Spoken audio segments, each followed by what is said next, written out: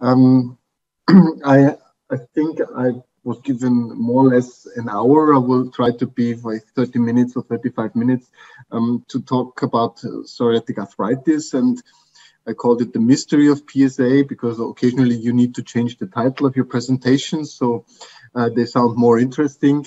I could have called it management of PSA or diagnosis of PSA, but it is to some extent PSA is a mystery, as this patient that I really saw maybe 2 months ago in my private practice actually, and she had a history. She's a quite young nurse in our hospital, actually, a little bit obese, but otherwise healthy. I asked her for any family history, was unremarkable. And then she told me that in January, but it was a couple of more months ago, maybe it was in April she was here. In January this year, she had a trauma on the left ring finger. And she said that's she had a vaccination as a nurse. She had it already very early at the end of January as well. And then in February 2021, that left MCP4 got swollen. And subsequently, also the left MCP2 joint. And well, she came here and she made a connection with the hurting her finger a couple of weeks before. But actually, it was not only that finger, initially, yes, but then also another finger. And then she said she had some swelling in her elbows developing and knees and shoulders. And so she told me that she has morning stiffness that is remarkable. And that was a little more close up of her fingers. That's how they looked when she came to my office. That's why I took a picture and an image of it. I think we can nicely see the swelling of at least the fourth and the second PIP, maybe MCP, maybe something like dactylitis here, if you want to be suggestive, but certainly swelling. And I asked her, well, it looks suspicious, particularly this joint here, of course, made me think of psoriatic arthritis, but neither she had psoriasis nor she had a family history, which she said was unremarkable. So I asked her, was there anything else that happened at that time? And she really didn't tell me. And after I asked this question, she said, well, now that you're asking, I have this strange scaling on my skin since January as well. And she didn't even found it worth telling me that she has this scaling, itchy, red lesions on her scalp. And it came at the same time about that the joints came. And I said, was there anything else?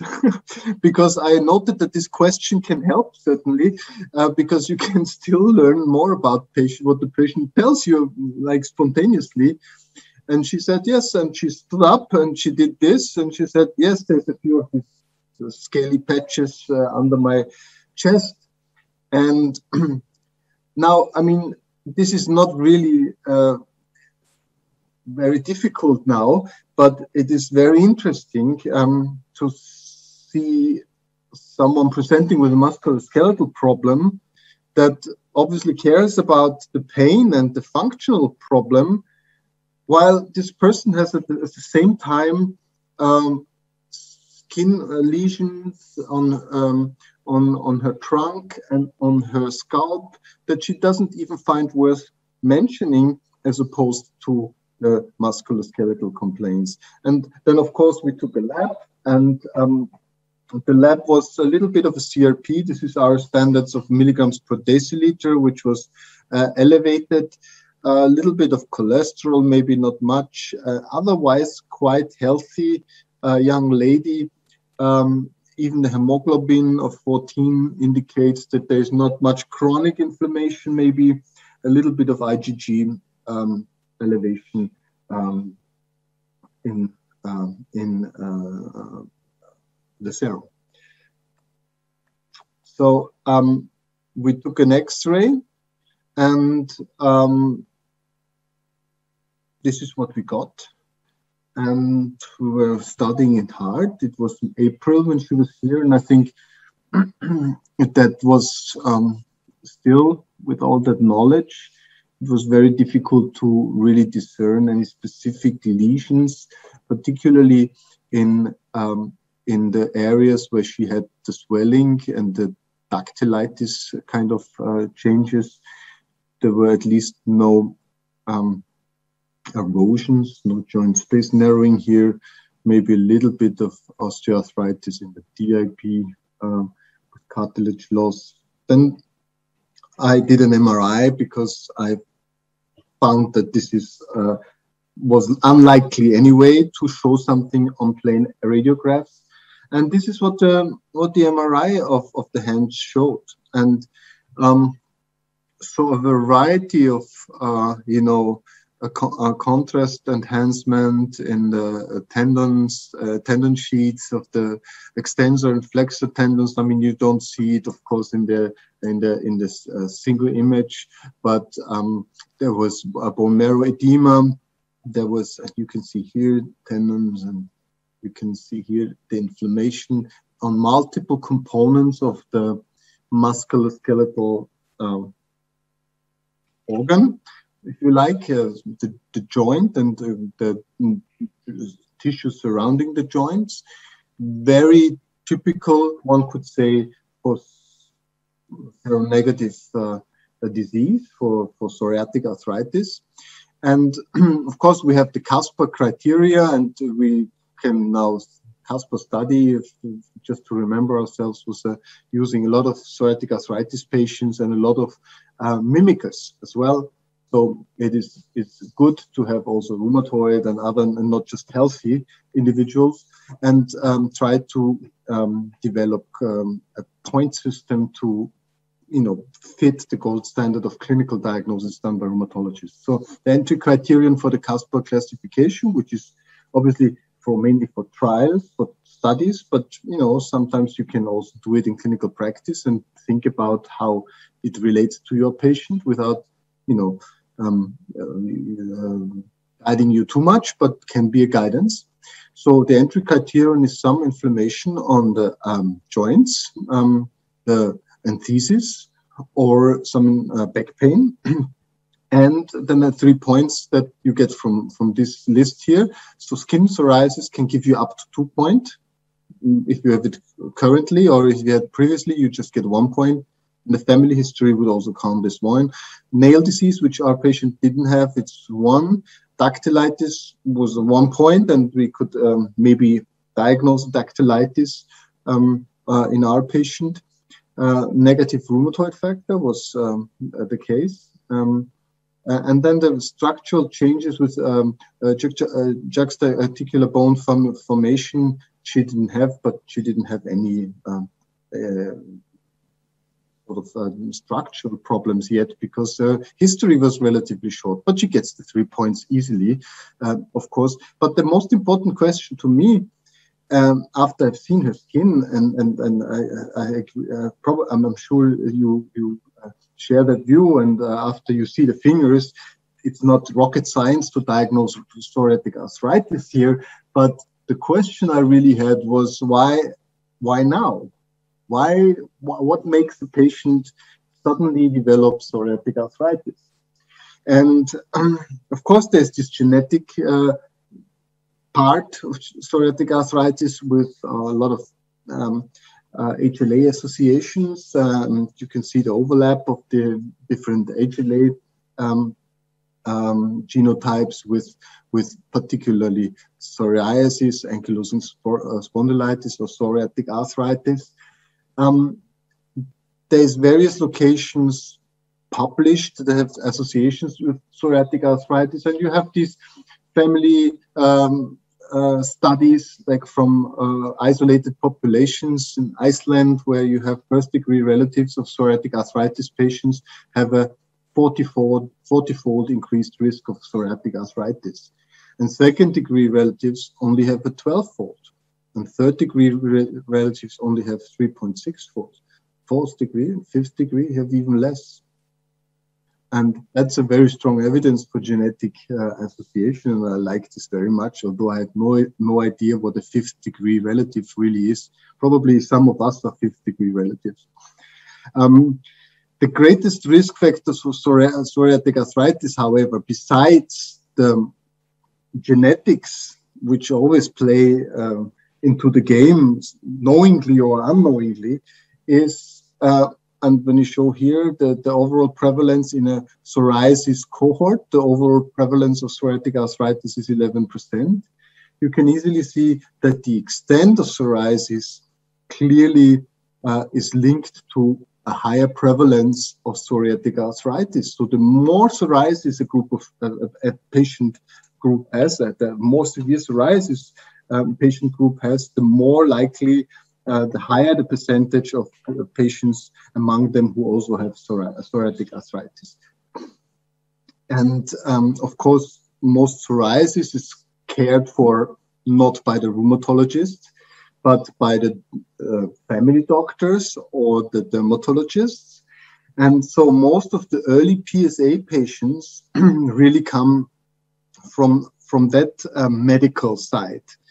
Whereas, of course, we all know there's the psoriatic arthritis without psoriasis, and that might come directly with a manifestation of psoriatic arthritis. That would be the case if our patient had no trunk lesions and no scalp lesions and just had the fingers as they had.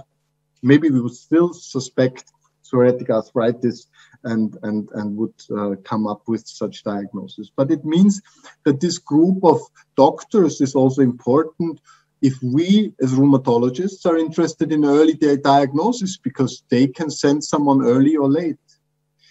And what tools do we have? I mean, there is genetics, we said, and this is a study from Nature Communications that identified, by comparing large data sets of psoriatic arthritis with patients with psoriasis-only patients, a few new loci, and there were a few well-known loci. But what they did was simply showing that if you use a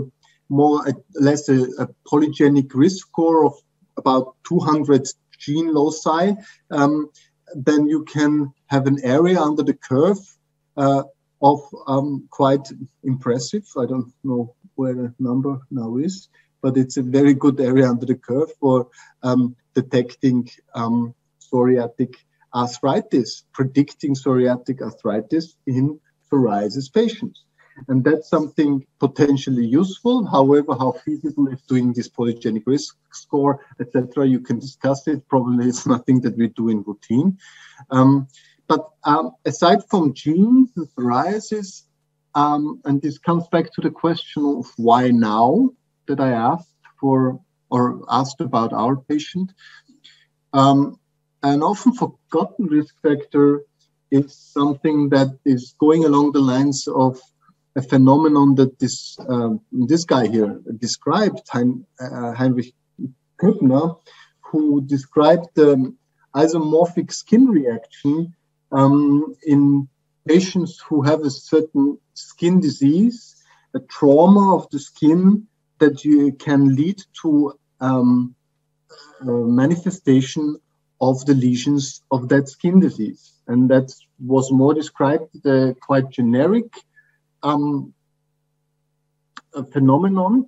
And then for psoriatic arthritis, people said maybe there's more or less an internal and organ or tissue Köppner phenomenon as well, because there was this, of course, data about the endocytes and relation to trauma with Th17 cells being activated. And also from an epidemiological standpoint, there are studies like this one here, and this is very interesting, I think. This is a study that was published a couple of years ago in the Annals of Rheumatic Diseases. And what it did was it looked at the hazard ratio of developing psoriatic arthritis in patients with psoriasis. And you can see if you, based on what trauma they had, and if they were unexposed, they were the reference group. But you can see that all joint, bones, nerve, skin, any traumas together compared to the trauma unexposed patient increased the risk of psoriatic arthritis quite impressively by 34%, or with a hazard ratio of 1.34, significantly so.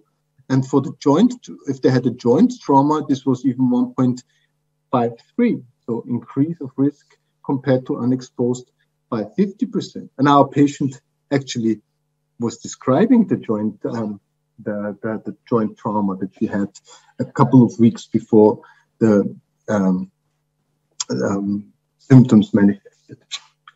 Now, what are we going to do with this patient? I mean, we're not going to find out really if this patient is, if the trauma was the starting point. It is likely. It could be that the COVID vaccination was the starting point, and that somehow an immune system mechanism was triggered by these very potent mRNA vaccines that we are now giving a lot of individuals. And we, as rheumatologists, see a lot of quite autoimmune phenomena, I think all of us now, that we have seen before maybe, but it's impressive, I think, taking a back look at a couple of months now, how often there is a temporal relationship. Of course, if you vaccinate everyone, then there's more likelihood to have a temporal relationship. But it was still also a question, this patient. Was it the trauma, was it the infect, or the vaccination, or was it both? But you're right, it really doesn't matter. And we need to follow now a strategic plan to manage that patient. And we were quite good in early recognition because she manifested early with some subjectively severe musculoskeletal complaints. And I think that's beneficial for a patient. The more pain a patient has, the more, the earlier the doctor sees these patients, and the earlier the treatment is, the correct treatment is installed, and less delay caused. So early diagnosis is quite difficult if you have so many different facets of the disease, and we know that, but not everyone else knows it, because everyone else has to deal with many other diseases that we don't need to deal with and we don't understand so well. So it's very easy to say, well, it's typical, it's typical, it's typical. For someone who doesn't see it every day, things are not typical. And for me, many things are quite not typical that would be typical for others. So the concept is really the same as in RA or any other chronic inflammatory disease on the musculoskeletal system that creates damage. That means if we are really late with our treatment, then function has already deteriorated and cannot be fully restored because there's lots of damage. If we have earlier and maybe even early treatment, then function can be maintained and patients can be kept in a full functional state throughout the course of the disease. And that early disease, like PSA less than 2 years, responds better than late disease has been studied. A couple of studies on that. This is just one example of a subgroup analysis of a clinical trial where you see better responses in early PSA than compared to late PSA. Now, I mentioned before that most of the patients come here from dermatology. I was making the point at the time about genetics and the polygenic risk score being something quite attractive if it would be feasible. But other tools, of course, have been could be much easier for the community, and that would be referral questionnaires. And there's lots of referral questionnaires out there, and the performance of these referral questionnaires, if you look at the AOCs with respect to an appropriate diagnosis of psoriatic arthritis in patients with with psoriasis, is quite limited with 0.6 or less. So really diagnosis, if there's no clear evidence of inflammation of joint swelling, but more or less joint pain, enthesiopathy, and things like that can be quite prolonged and hampered. So once you have established the diagnosis, the treat-to-target concept is helpful also in psoriatic arthritis, really just to remind us, if we use a treatment target that is defined and we change treatment if patients don't reach the target, it's more effective than if we just look at the patient every time and think about whether it's good or not, because we are usually not consequent enough. Maybe we're too soft sometimes, but most likely, and that applies to many of us, we are probably too impressed by change. Some change that we observe, we may be very happy with, although the patient is still in a very bad state. So it's good to be better, but it's better to be good, and that's treat to target. And if you use this tight controlled, targeted approach, you get much better ACR 20, 50, 70 responses compared to standard of care, which is your and my gut feeling when we treat patients. This is disappointing. Maybe it's a little bit our ego as doctors is a little bit at stake here, but it's also nice to have a common target with all other colleagues in an outpatient clinic who may treat the patient. And interestingly, that's the same for the benefit is the same also on the skin outcomes like for the PASI.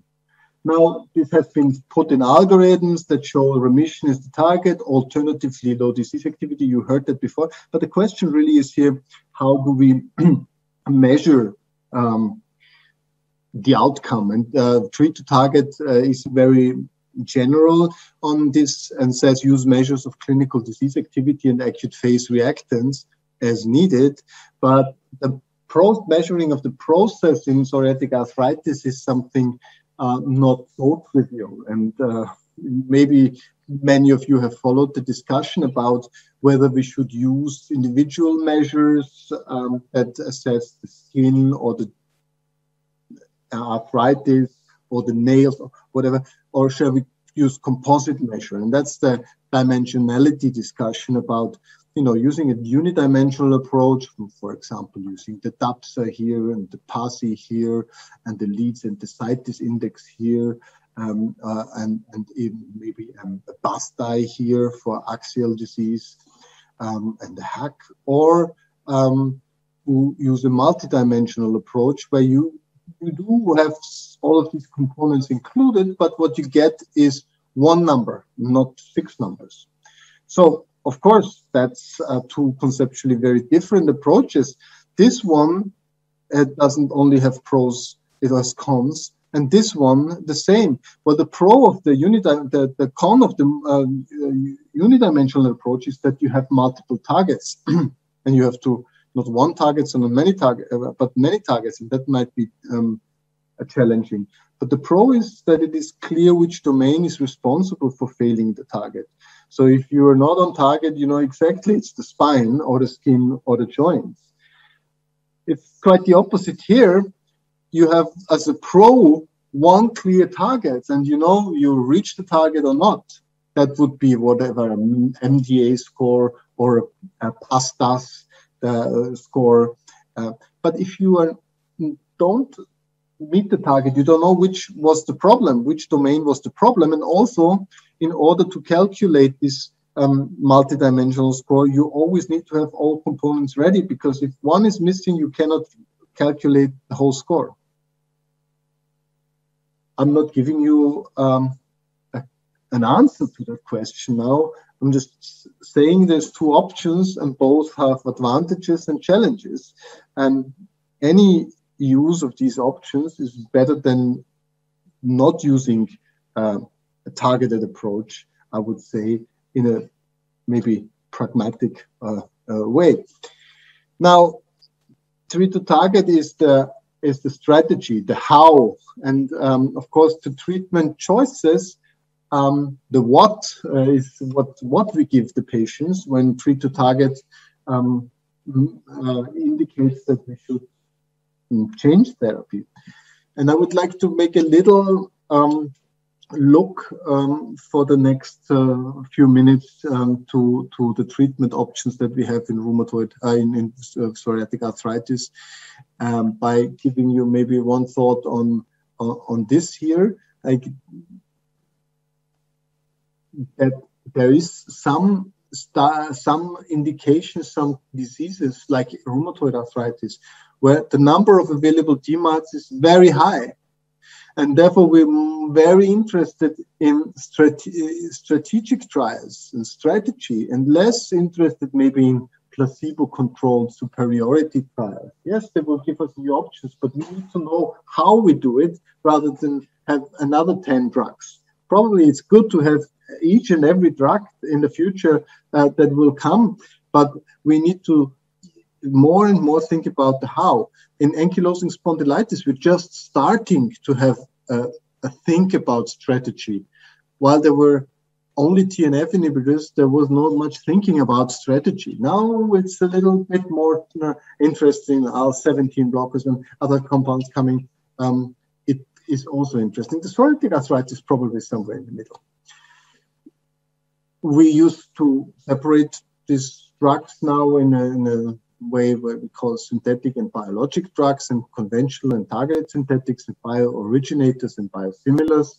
And if we just briefly look at the approved DMARDs for psoriatic arthritis 21 by the European Medicines Agency, of course, we have here psoriatic arthritis, and I compared it to rheumatoid and ankylosing spondylitis or axial SpA, and to psoriasis. Here you have the conventional synthetics, which are all, if you like, RA drugs. All of them work in RA, obviously, but methotrexate and leflunomide also licensed for psoriatic arthritis. I would maybe just not to talk all too long about methotrexate, but I would like to make the point that there is one trial in methotrexate that was negative, the MIPA trial. It was negative, comparing methotrexate to placebo in more than 200 patients. With respect to musculoskeletal outcomes, PSARC, PSARC, the ACR20, the DAS28, all musculoskeletal outcomes were failed. It was significant on the skin, yes, and it had a quite maybe low dose compared to RA, where we use higher doses maybe than this. But the only randomized controlled trial of methotrexate is negative. However, observational data show that methotrexate is widely used, and it's also efficacious on psoriasis, and that's why it's a good drug, in fact, if it works on the joints as well. If you think about it, if you compare epidemiological data of methotrexate retention rates in real life, you can see that the retention rate lines are identical for methotrexate in psoriatic arthritis and methotrexate in rheumatoid arthritis. And drug retention rates really reflect the combination of efficacy and safety in real life. So you wouldn't continue a drug that doesn't work in real life, or that's not safe enough. So it must be somehow, to some extent, if it's not only the belief of the doctor prescribing it, somehow it must be quite similar in its effectiveness like it is in RA, where there's, of course, lots of evidence to support it. Also, but that might be more a pharmacokinetic story, but also when given with methotrexate, biologics have a better drug survival than when given without methotrexate. So it does something also in the combination, because we often discuss the combination and whether it's needed in psoriatic arthritis, the combination of methotrexate with biologics, or if they should be used monotherapy. For a pharmacokinetic point, maybe there is rationale to believe that methotrexate does something with clearance of the drug or prevention of anti-drug antibodies or whatever it is. The proof is that the maintenance is, the real life proof to me is that the maintenance of the biologic is longer. Now, we have the targeted synthetic drugs as well, the drugs that have been developed for a specific mode of action, so for a specific way to act. And we have apremilast, tofacitinib, baricitinib, the JAK inhibitors getting approved for psoriatic arthritis. And Then, of course, we have the large number of biologics. And there we have the more or less now of the RA biologics, because actually most of the biologics initially came from RA. And this was the TNF inhibitors, and this is abatacept, rituximab. And it is interesting that the TNF inhibitors all work in psoriatic arthritis. Maybe of note, the golimumab is not approved for psoriasis, but for psoriatic arthritis. Abatacept is also not indicated for psoriasis, but in psoriatic arthritis.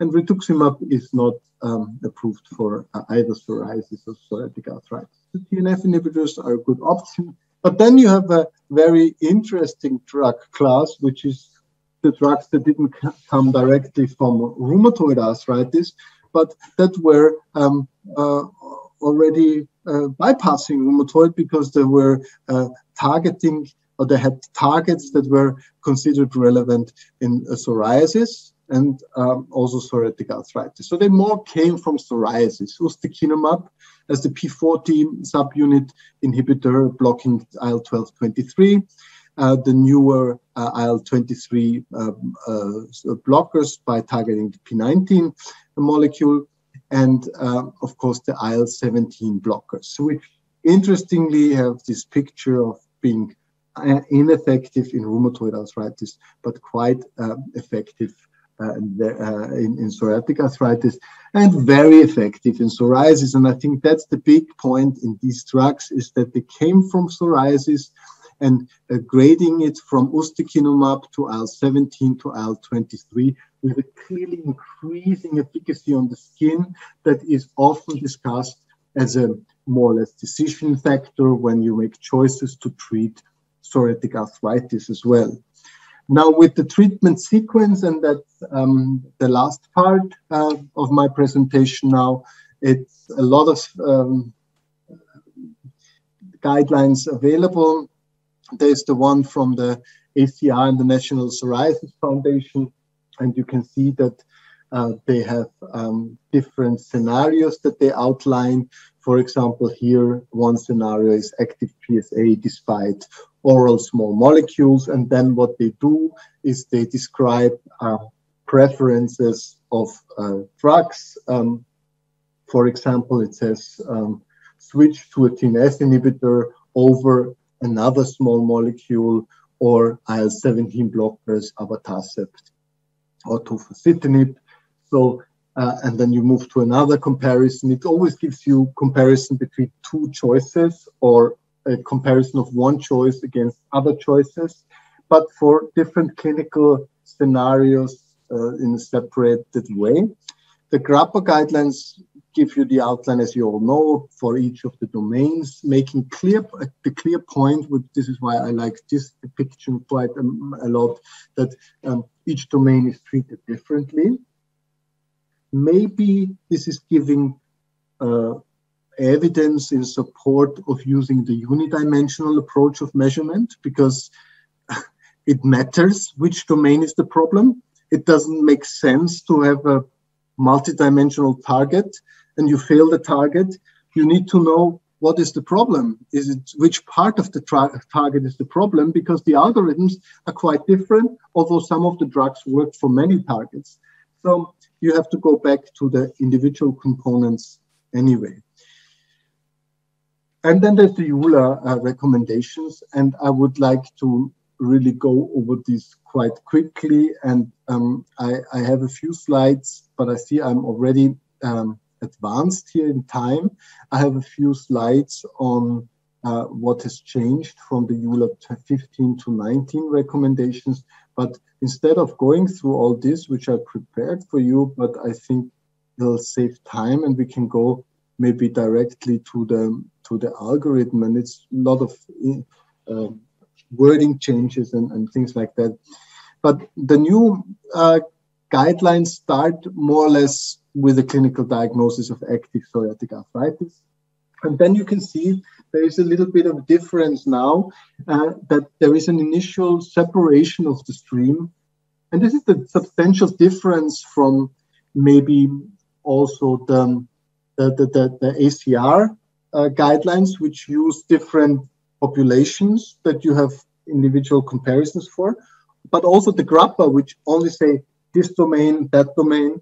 Here you say, okay, you have psoriatic arthritis, and if you're starting with polyarthritis, more or less an RA-like onset, then you go directly to a conventional synthetic DMARD with methotrexate typically, or leflunomide. You can see it's phase 2. Why is it phase 2? Because phase 1 typically would be to use NSAIDs and local glucocorticoid injections for all other options. That would be the monoarthritic patients, where you can start with NSAIDs or do the injections, and only after failing to reach the target within 4 weeks, you can see here, move to methotrexate.